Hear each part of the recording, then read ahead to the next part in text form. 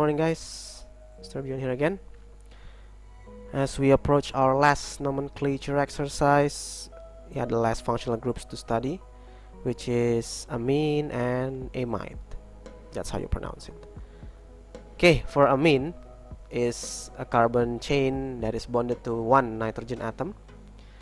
There are actually two naming formats that we can use, but we'll focus on one, that is alkanamine, the easiest one. So it's basically the parent chain plus the suffix amine. In this case we have two carbons, 1, 2, so it's ethane plus amine, ethanamine. You have cyclohexane to amine, so you have cyclohexane amine. Sometimes the amine is not in number 1 and you have to indicate it in numbers, so it's 1, 2, 3, number 2 amine, so it's propane to amine. Not just propane amine, but propane to amine. Okay, if it's not a primary amine, means the N here bonded to more than one chain, we have to take account of it. Start by drawing here, drag to the right. This is how you draw. If you want to draw a long chain, use that icon here, and then if you want to draw a short one here, drag a bit to the left. Okay, I want Cl here. Cl, and then there's nitrogen here. And if I want to add only 1 or 2 carbons, simply use this. Makes it look better, right? Okay, so in this case, this N is bonded to 3 types of carbon chain. You have methyl here, you have ethyl here, and you have the long one here.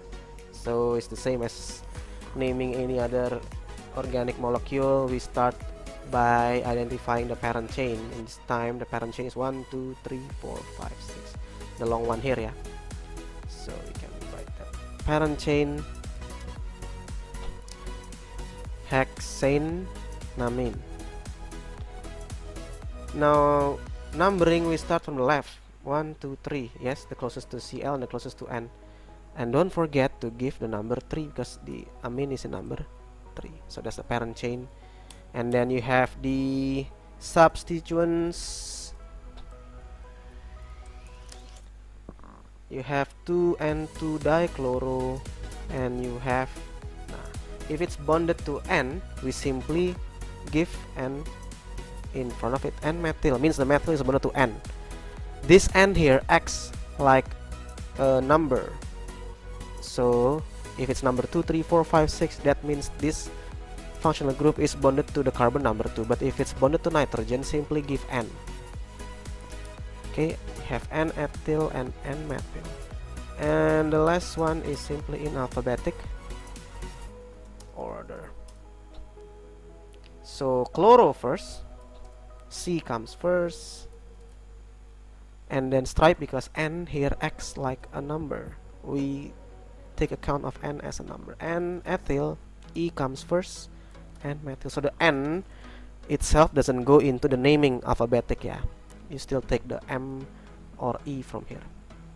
And the parent chain hexane 3 amine. Done. Okay, that's how you name amine. Now what about amide? Amides are almost the same, but the functional group is CO and H. Okay, we can try and draw this here. Okay, delete. We have this example. Okay. For example, here is how to draw. Click the double bond.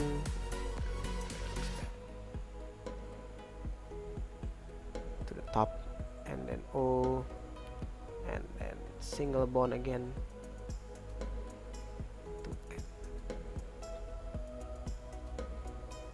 Or if it's looking bad, you can do this. So that means you need 3 chain, and then simply change to N, double bond to the top, oxygen. This time you have 2 carbon chain bonded into CO and H. So CO itself, the C here, goes into the parent chain, So this, you have ethane with amide, so that's why the name is ethanamide. Okay, like this, ethanamide.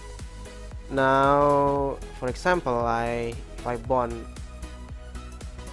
another carbon here, okay, it's basically the same.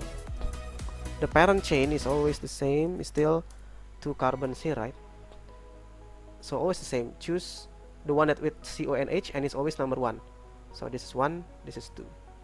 Ethanamide, I should say. It will take some time until you can pronounce amine and amide better. Sometimes I get it wrong, so it's okay. And you also have N-methyl. So the name simply becomes N-methyl ethanamide. Okay, so it's the same as naming amine. The difference being the amide is always number 1. Don't have to give ethane 1 amide. You don't have to do that. And if there's more than 1 carbon chain, simply N stripe something. Okay, I guess that's it for today. If you have any questions, feel free to ask. Thank you and goodbye.